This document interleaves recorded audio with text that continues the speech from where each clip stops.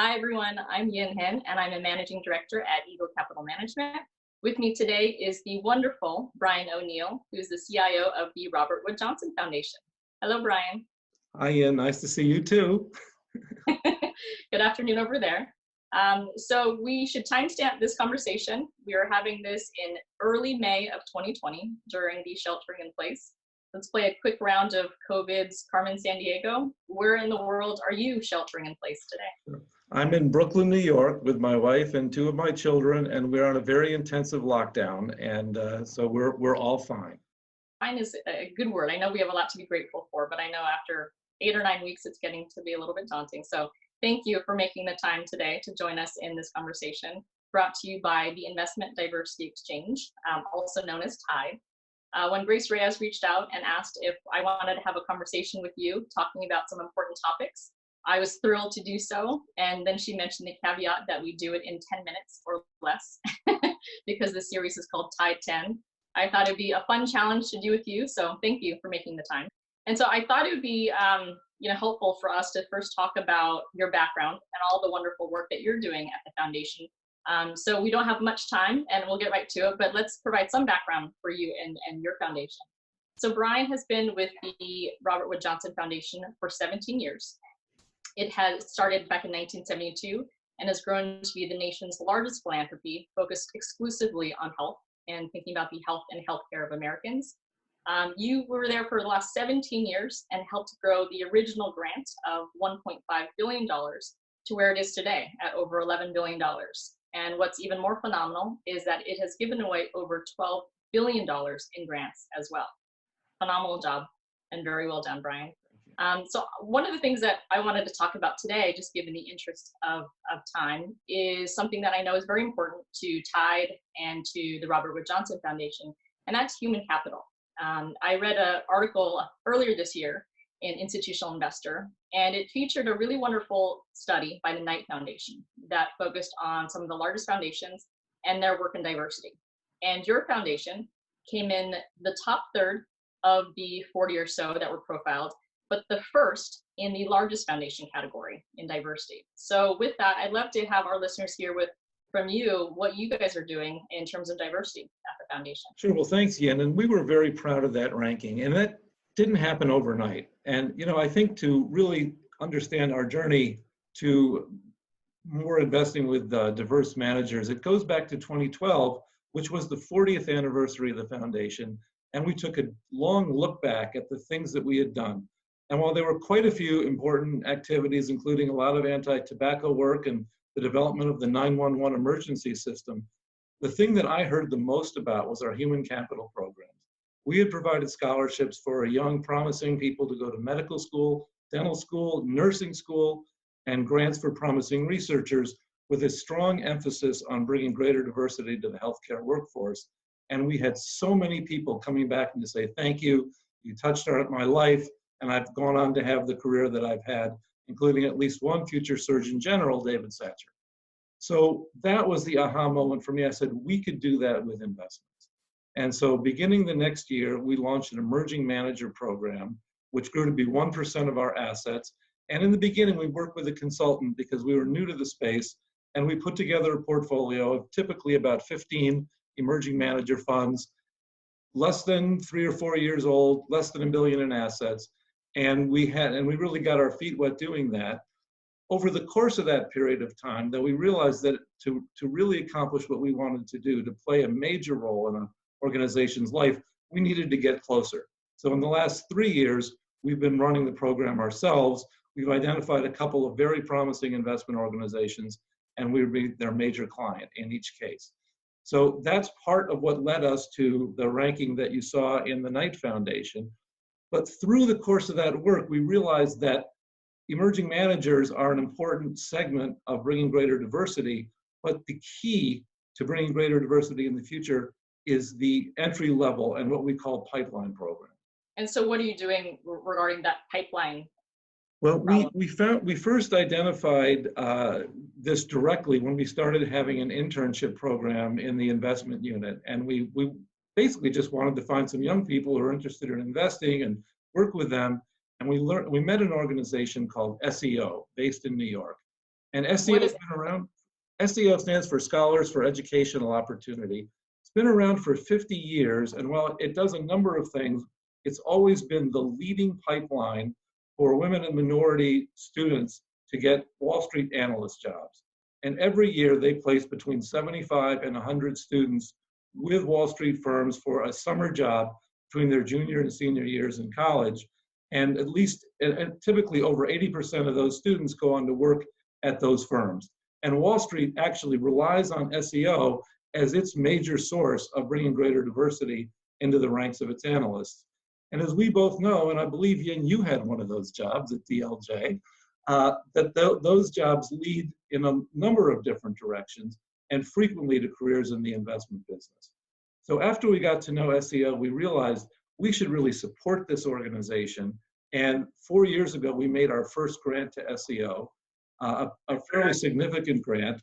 And this year we renewed that grant and we added Girls Who Invest and the Twigo Foundation, because we really think that getting people into this business in their 20s is the key to having them be successful and be leaders later on in their life. Is there anything that fills that kind of mid-career gap also? Well, you know, in some ways, Yinh, that is the toughest spot, because I think that you know, if you make it 10 years plus in a career, you've learned a lot of skills and you're really able to navigate. And there are ways of helping people get those entry-level jobs. And I think SEO in particular is really working with the private equity industry now to try to transition people from analyst to private equity analyst or associate. And that's something that we're also supporting and that we're calling on our brethren in the endowment and foundation world to help support as well. That's great. I know you know this quote that I often quote because it resonates with me, but the idea that talent is universal, but opportunity is not. And so those programs sound like they really do help level the playing field quite a bit.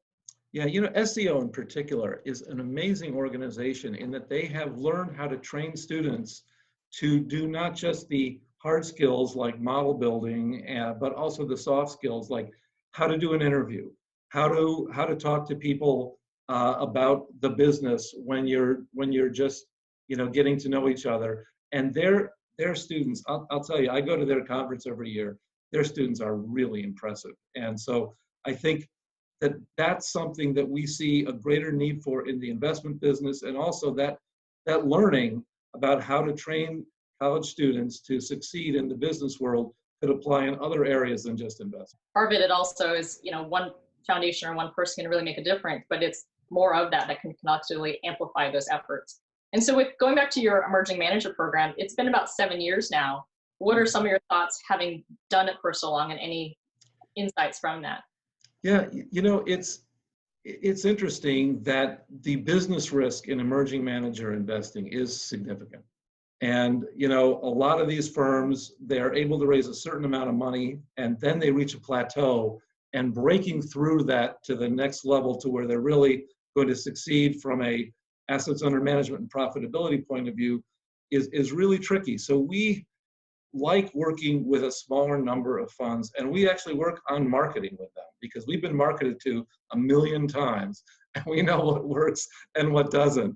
And that's actually a very important area for us to work with them, as well as in one case, for example, we have a manager who invests in bank microcap stocks, and that product really can't be much bigger than 100 million. So we're working with him on building out a product that could be up to $500 million or maybe even a little bit bigger, while still retaining, you know, the insights that he brings to investing in those small bank stocks.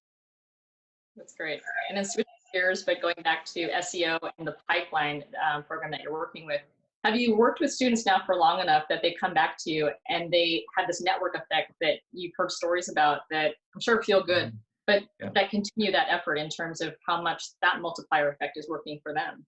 Right. Well, the SEO alumni network is something that our grants are particularly targeted to because it's potentially a very powerful network. All the analysts or all the interns who've been through our New York office have a LinkedIn page, and they stay in touch with each other and they really support each other. And we see them now in the private equity world. We see them in the public investment world. Some of them have stayed in investment banking, and they're really going a long way. And, you know, it's going to be great for us and our organization 5 and 10 years from now to have some of them come back and pitching to us, which Mhm. we're ready for, and also maybe going to work for us. That's great. Well, I know that we're coming somewhat close to time, but last question about this program. Where can people find out more about the foundation and also what you're doing with the diversity efforts? Well, our website has got many things, mostly about public health, in all fairness, but the SEO website is very good on that. And the Girls Who Invest website is also very strong. It's interesting, Girls Who Invest this year has gone to an all virtual program. They have a month of training in late May into the middle of June, all going to be virtual, and then all the internships will be as well. And they have over 100 firms that have internships. Only 2 have dropped out as we made this transition. So I think that's it's a great sign of strength for that organization. I had the pleasure of meeting Seema a while back, and she is one of the most positive and energetic people I've ever met. So I'm not surprised that it continues to do well and also just makes such an impact. Yes, and SEMA is really strong on networking and working together in the future. She tells them that's the one thing you've got to do. And do you refer back to that, whether it's SEO or your emerging manager program? You mentioned that you help with some of the softer skills, some of the communication skills. Is that part of programs that you look for in terms of helping as a cause?